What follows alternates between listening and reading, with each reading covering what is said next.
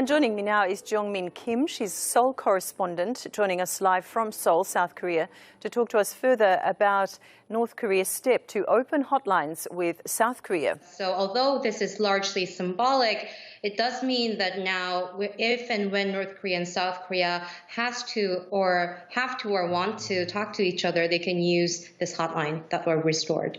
Now, it's from Kim Jong-un himself that suggested that he has willingness to restore these lines to improve inter-Korean relations. And this could be seen as sort of a surprise after a lot of insults coming from North Korea to the south. This type of missile does have the capacity to be adapted to have a nuclear head.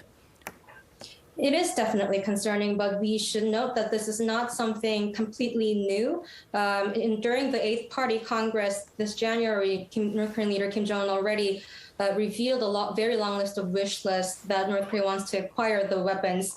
I think many experts right now are wondering whether or not this is a message to Washington.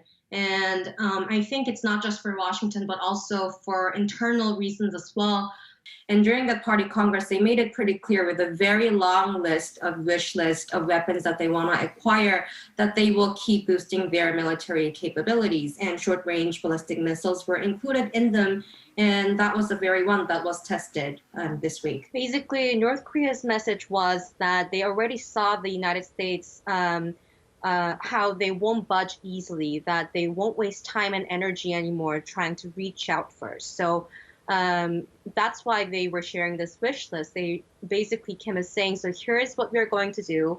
We will hold on to our leverage and defense capability. You move first. They did use the term biggest main enemy, but it's not the first time that North Korea called United States like that. So is denuclearization even a worthwhile aim?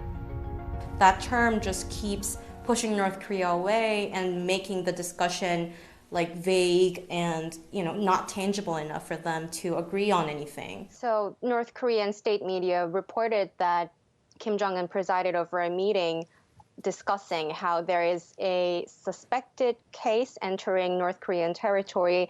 And the interesting thing here is that they allege that it's a re-defector coming from South Korea. And if this is indeed verified, this will be the first ever confirmation of COVID-19 case in North Korea. On South Korean TV, the music and image were threatening. The liaison office up in smoke, as captured by a South Korean surveillance camera, destroyed in a single explosion. And it seems that the anger right now, it's targeted towards South Korea because from North Korea's perspective, despite all the goodwill gestures and all the agreements in 2018, from North Koreans' point of view, South Korea didn't do that much and didn't help that much as a mediator between Washington and Pyongyang.